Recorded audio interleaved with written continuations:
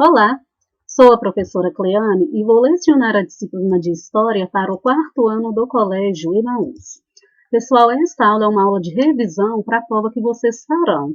Nós faremos essa revisão do conteúdo, desde o povoamento do interior do Brasil, a descoberta do ouro, até a abolição da escravidão no Brasil e a situação em que esses negros escravos libertos ficaram após a assinatura da Lei Áurea. Bom, gente, quando os portugueses eles chegaram aqui no território brasileiro, lá no dia 22 de abril de 1500, eles ficaram nos primeiros séculos de colonização ali no litoral brasileiro, adentrando pouco para o interior.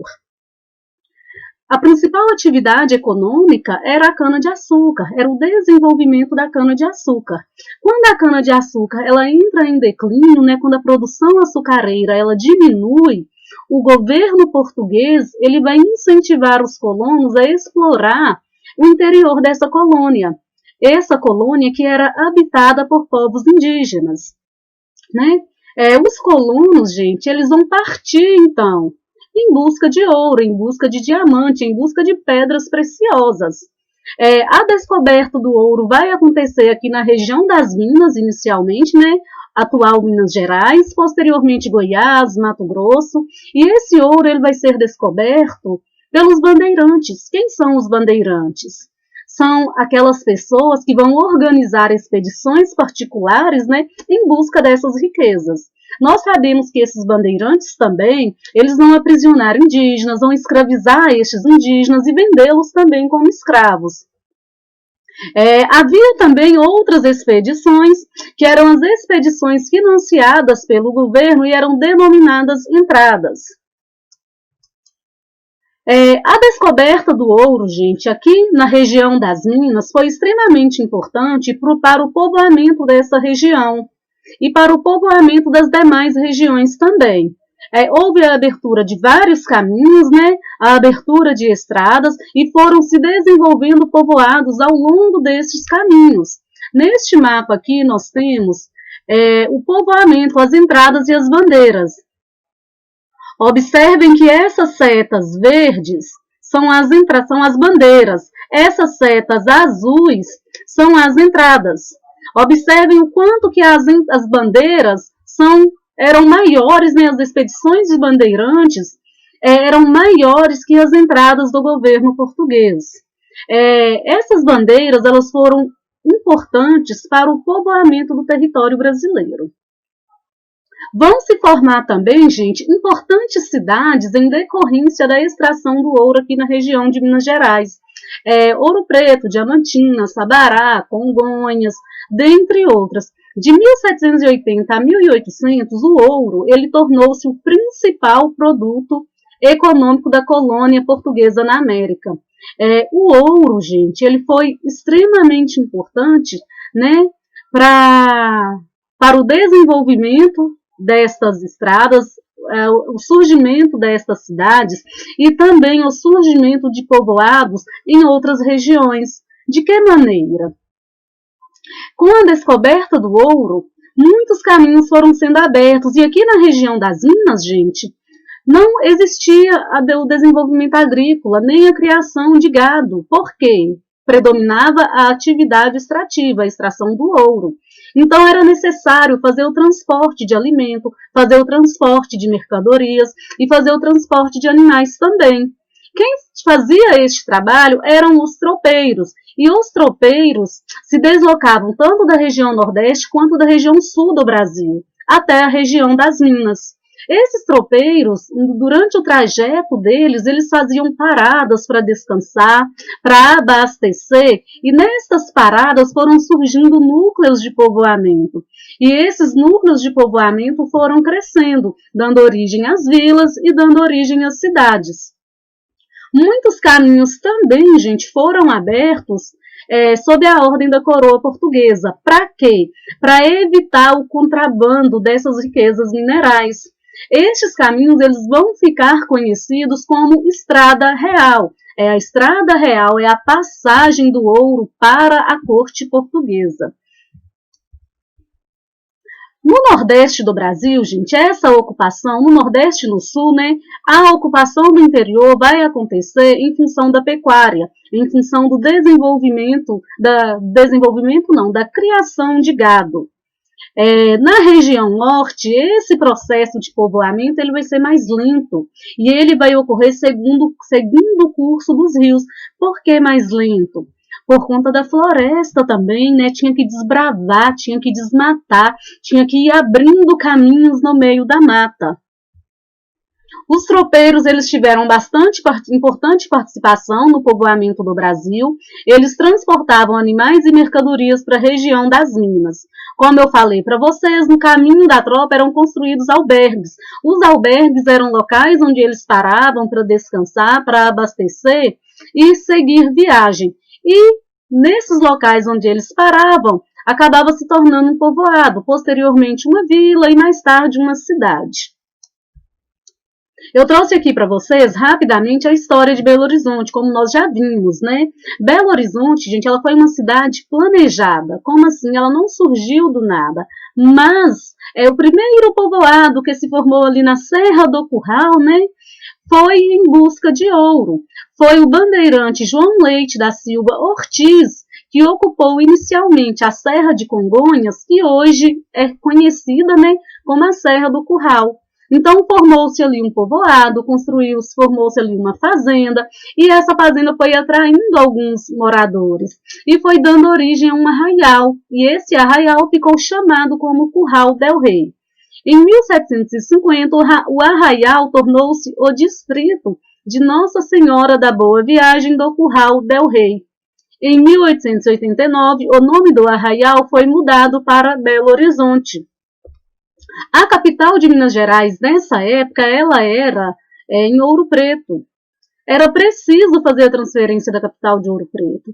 Então, Belo Horizonte foi planejada para crescer dentro de um limite urbano e foi planejada para ser a capital de Minas Gerais. Então, a inauguração da cidade aconteceu no dia 12 de dezembro de 1897. O trabalho escravo no Brasil. Gente, nós estudamos que quando os portugueses chegaram aqui no território brasileiro, quando Pedro Álvares Cabral chegou aqui no Brasil, com todos aqueles navegantes, né, que vieram com ele, com toda a sua tripulação, eles vão encontrar aqui no chamado Novo Mundo, né, os indígenas, que são populações diversas, né, como nós estudamos, e que já habitam essa região. Quando os portugueses chegam, eles vão aproveitar da mão de obra indígena. Mas como assim, os indígenas vão trabalhar do nada para eles? Não, vai estabelecer uma troca, o que a gente chama de escambo. É uma troca. Os portugueses davam roupas, davam sedas, né, tecidos, espelhos, adornos para os indígenas, porque era coisa que eles nunca tinham visto, era novidade, e em troca os indígenas executavam alguns trabalhos. Esse é o escambo. Claro que a mão de obra indígena ela foi muito explorada, mas, gente, essa mão de obra escravizada, ela vai ser substituída pela mão de obra escrava africana. Por quê, gente? O tráfico de escravos na Europa, ele já acontecia de Portugal para países europeus. Aquelas pessoas que se tornavam prisioneiros de guerras no continente africano eram vendidos como escravos. E esse era um comércio muito rentável para essas pessoas, tornou-se um comércio. A mão de obra indígena aqui no Brasil não era rentável, não era um comércio. Os indígenas já estavam aqui, eles já conheciam o território, então eles podiam se refugiar. A venda de escravos de Portugal, da África aqui para o Brasil, tornou-se um comércio muito rentável e foi uma prática que também foi apoiada pela Igreja para fazer a cristianização dessas pessoas, para essas pessoas se tornarem cristãs.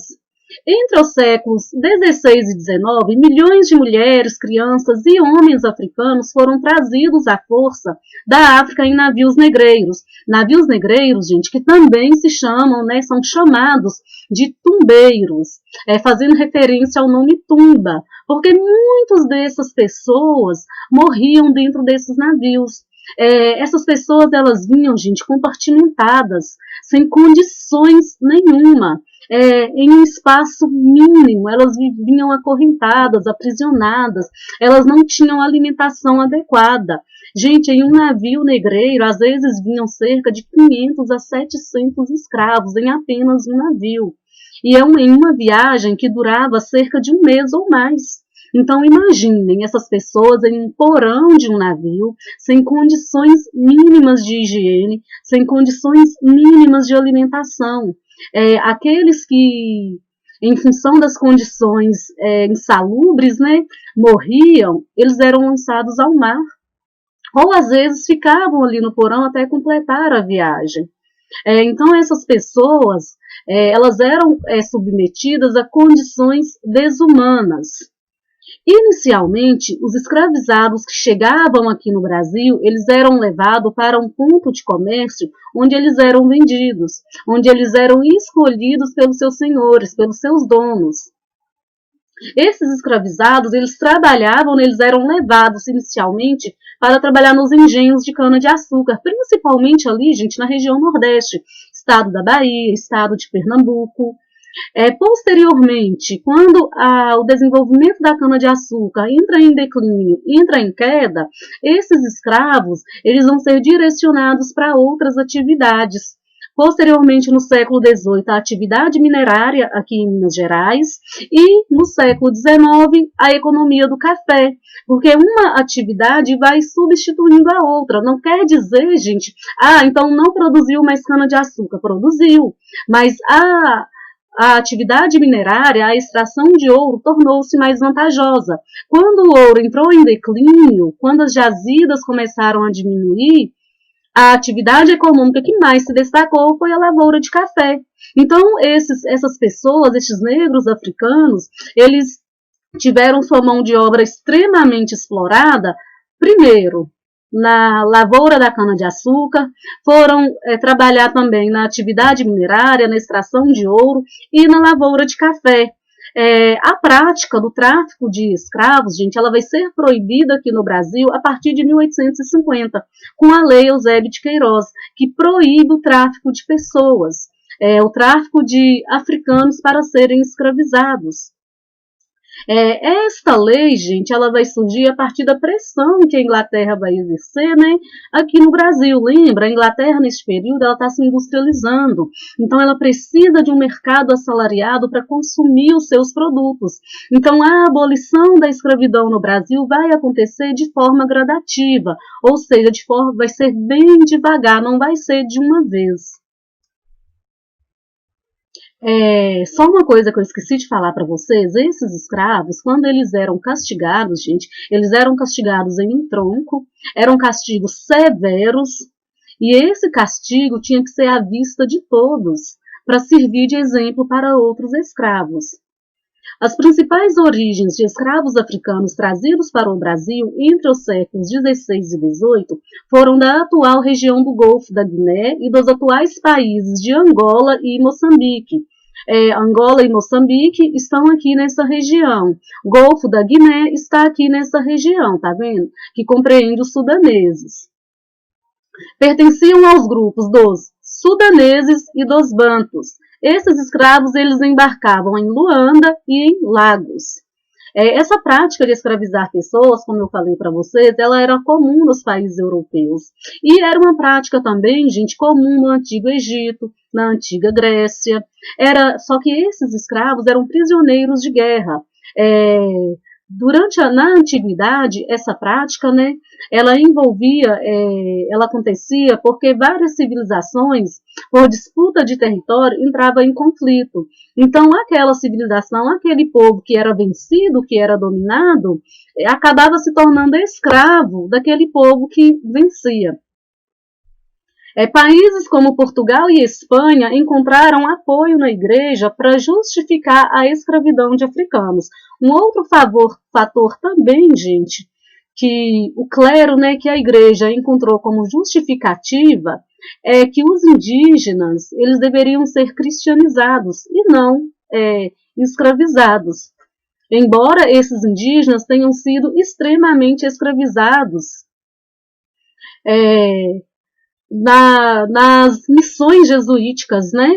Esses indígenas eram a mão de obra nessas missões jesuíticas, nessas reduções, né, como nós estudamos. Resistência e influência cultural dos africanos.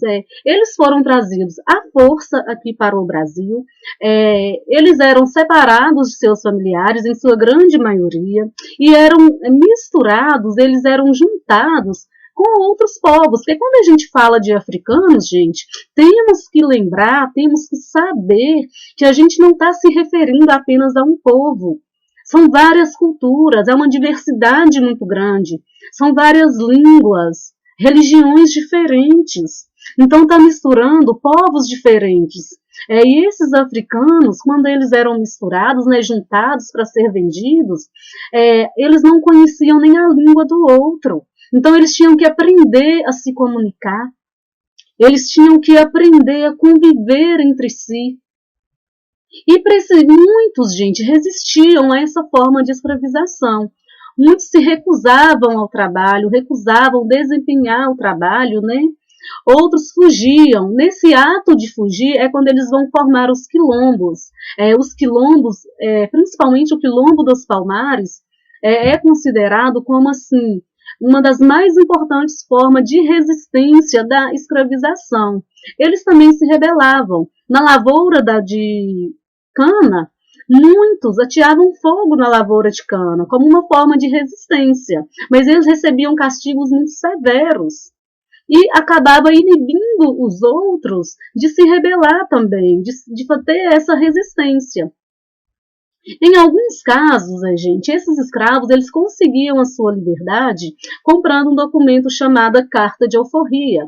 Eles pagavam um valor alto e conseguiam ser libertos. Outra forma de resistência, de resistir à escravidão, era manter vivas as suas tradições, como os costumes, o idioma e a religião de cada povo. Para eles manterem a sua religião, para eles cultuarem a sua religião, gente, eles acabavam assimilando, né, práticas do catolicismo para mascarar a religião deles, porque era proibido até mesmo, gente, em alguns casos, eles eram proibidos de falar a sua própria língua, de falar o seu idioma. Eles eram proibidos de expressar a sua cultura, de manifestar a sua cultura e de manifestar a sua religião. Um dos maiores símbolos da resistência à escravidão da história do Brasil foi o Quilombo dos Palmares. O Quilombo dos Palmares ele chegou a ter quase 20 mil africanos fugidos dos maus tratos. Esses quilombos eles não recebiam só africanos escravizados, eles recebiam também indígenas. O Quilombo dos Palmares, localizado entre os estados de Alagoas e Pernambuco, foi formado no século XVI por escravos que trabalhavam nas fazendas de cana-de-açúcar da região. Zumbi dos Palmares, representante, né, do Quilombo dos Palmares, representado na imagem ao lado, essa imagem aqui, ele foi o último líder desse quilombo.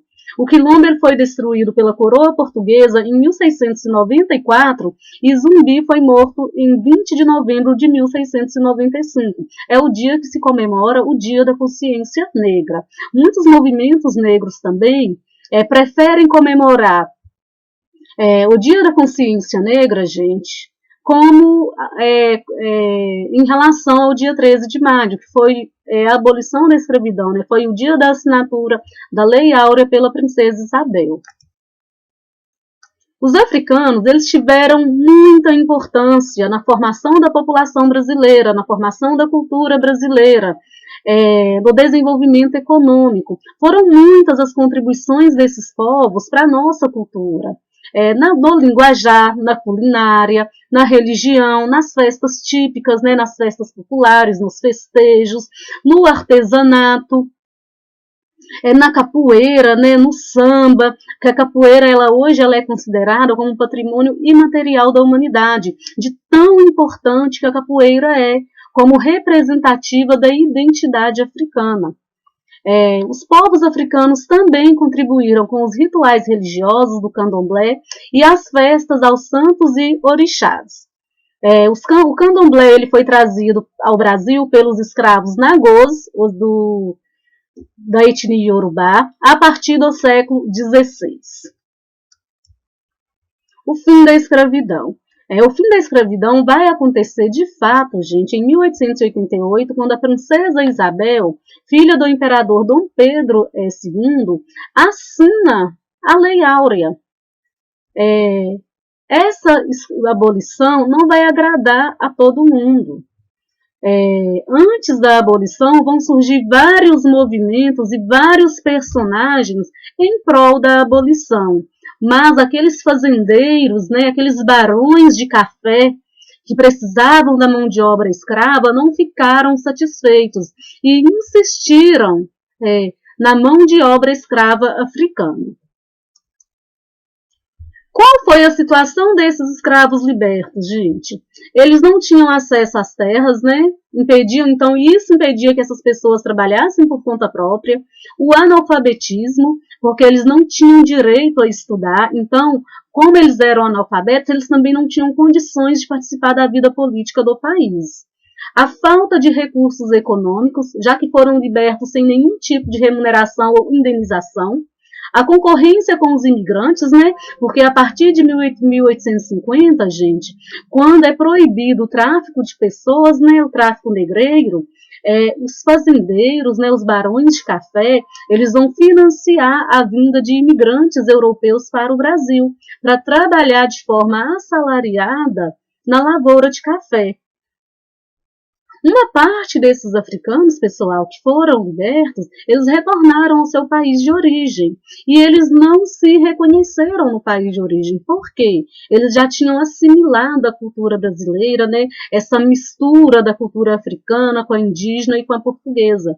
Então, eles também não foram reconhecidos no seu país de origem. E levaram muito da cultura brasileira também. Vários movimentos, gente, vão surgir em prol da afirmação do negro na sociedade, para que o negro, gente, possa conquistar melhores posições em todos os setores da sociedade brasileira. Um destes movimentos é a Frente Negra Brasileira, que foi fundada em 16 de setembro de 1931. A Frente Negra Brasileira ela vai desenvolver um trabalho muito significativo, né? Considerando o lado sociocultural, socioeducativo.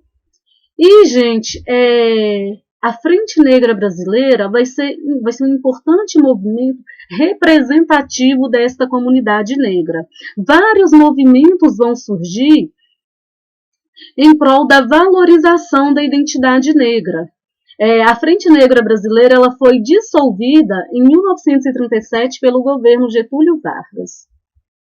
Muitas conquistas, gente, foram realizadas a partir desses movimentos. Ainda há muito que se conquistar, mas já houveram algumas conquistas.